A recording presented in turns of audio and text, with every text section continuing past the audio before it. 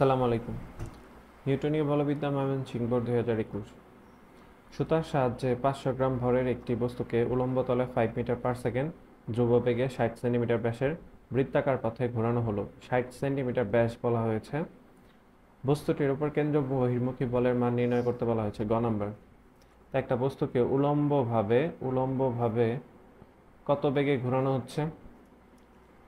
উলম্ব বেগে 5 metre per second বেগে ঘোরানো হচ্ছে, অর্থাৎ এই পথে 5 মিটার পার সেকেন্ড রৈখিক বেগে ঘুরতেছে। এটার স্পর্শক বরাবর বেগটা হচ্ছে রৈখিক বেগ, তো সেটার মানই আমাদের দেয়া আছে। আর ব্যাসের মান দেওয়া আছে 60 সেন্টিমিটার, তাহলে এই প্রান্ত থেকে এই প্রান্ত পর্যন্ত যে দূরত্ব ব্যাসার্ধের মান কত? 30 সেন্টিমিটার হবে। 30 সেন্টিমিটারকে যদি আমরা মিটারে নেই তাহলে 0.3 মিটার। আর বস্তুটার ভর দেওয়া আছে 500 গ্রাম। সুতার সাহায্যে 500 গ্রাম ভরের বস্তুকে ঘোরানো হচ্ছে। 500 গ্রাম, এটাকে আমরা লিখতে পারি 0.5 কেজি। তো আমাদের কোশ্চেন হচ্ছে বস্তুটির কেন্দ্র বহির্মুখী বলের মান নির্ণয় করো। কেন্দ্র বিমুখী বলের মান নির্ণয় করো। কেন্দ্র বহির্মুখী একই জিনিস। তো গ নাম্বার, কেন্দ্র বিমুখী বলের সূত্র কি জানি আমরা?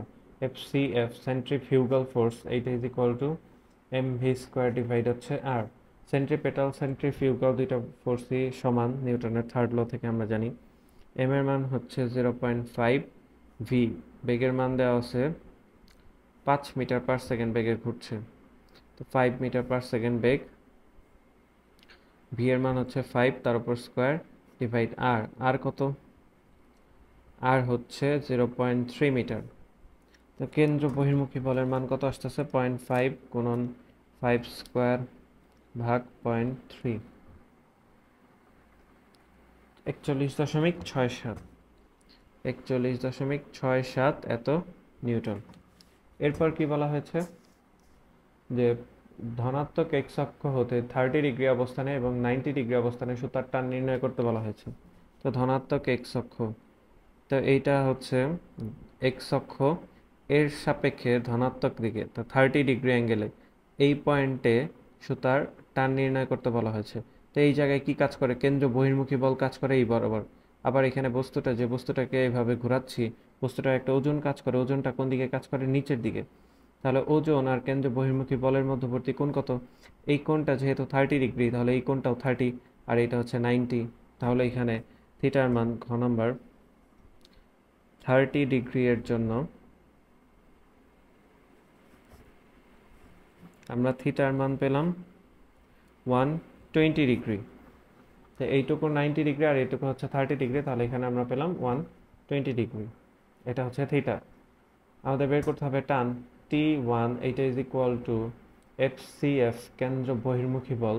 যে এই দিকে কেন্দ্র বহির্মুখী বল কাজ করতেছে আর এই দিকে হচ্ছে ওজন কাজ করতেছে। তো কেন্দ্র বহির্মুখী বলের সাথে ওজনটা কি হবে? যোগ হবে, mg cos থিটা।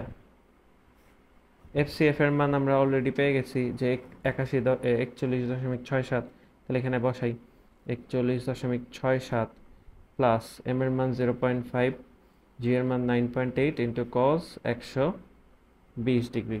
কজ 120 ডিগ্রির মান হচ্ছে -1/2। এটাকে যদি আমরা ক্যালকুলেশন করি, কজ 120 গুণন 9.8 গুণন 0.5 যোগ 41.67, 39.22 নিউটন। অর্থাৎ টান কিছুটা কি কম অনুভব করবে, যতক্ষণ এটা আনুভূমিকের থেকে উপরে থাকবে ততক্ষণ এটা টান কম অনুভব হবে। তাহলে এখানে আমরা পেলাম 39.22 নিউটন। 22 নিউটন। এখন 90 ডিগ্রি এর জন্য, 90 ডিগ্রির ক্ষেত্রে কি হবে? এটাকে যখন এইভাবে লম্বভাবে আমি ঘোরাবো, 90 ডিগ্রি কোথায় থাকে? এই জায়গায়। এটা হচ্ছে 90 ডিগ্রি, এক্স অক্ষের সাথে এই কোণটা হচ্ছে 90 ডিগ্রি। এই পয়েন্টে তার কেন্দ্র বহির্মুখী বল কোন দিকে? উপরের দিকে। উপরের দিকে হচ্ছে FCF। আর ওজন কোন দিকে কাজ করে? নিচের দিকে। তো ওজন আর কেন্দ্র বহির্মুখী বলের মধ্যবর্তী কোণ এই ক্ষেত্রে 180 ডিগ্রি। 180 ডিগ্রি হচ্ছে থিটার মান। তাহলে থিটা হচ্ছে 180 degree. T2 is equal to কত হবে? FCF প্লাস হচ্ছে mg cos 180 ডিগ্রি। cos 180 ডিগ্রির মান হচ্ছে -1, এফসিএফ এর মান অলরেডি আমরা পেয়ে গেছি 41.67 প্লাস এমজি কজ 180 ডিগ্রির মান হচ্ছে -1, এম এর মান হচ্ছে 0.5, জি এর মান 9.8 ইন্টু কজ 180 ডিগ্রির মান হচ্ছে -1। এটা যদি আমরা ক্যালকুলেশন করি 41.67 যোগ 0.5 গুণন 9.8 গুণন সরি 0.5 গুণন 9.8, এটাকে বের করলে কি আসে? মাইনাস আসে। 41.67 মাইনাস অ্যান্সার 36.77, 36.77 নিউটন।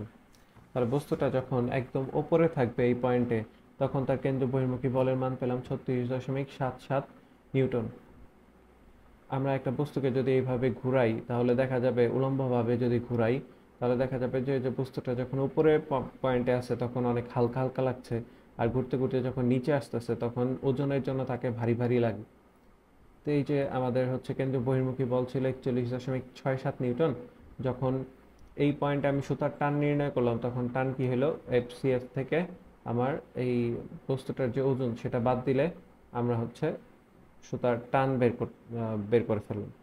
আশা করি অঙ্কটা সবাই বুঝতে পেরেছেন। ভালো লাগলে অবশ্যই লাইক, সাবস্ক্রাইব, শেয়ার করবেন। সমস্যা থাকলে কমেন্ট করে জানাবেন। আল্লাহ হাফেজ।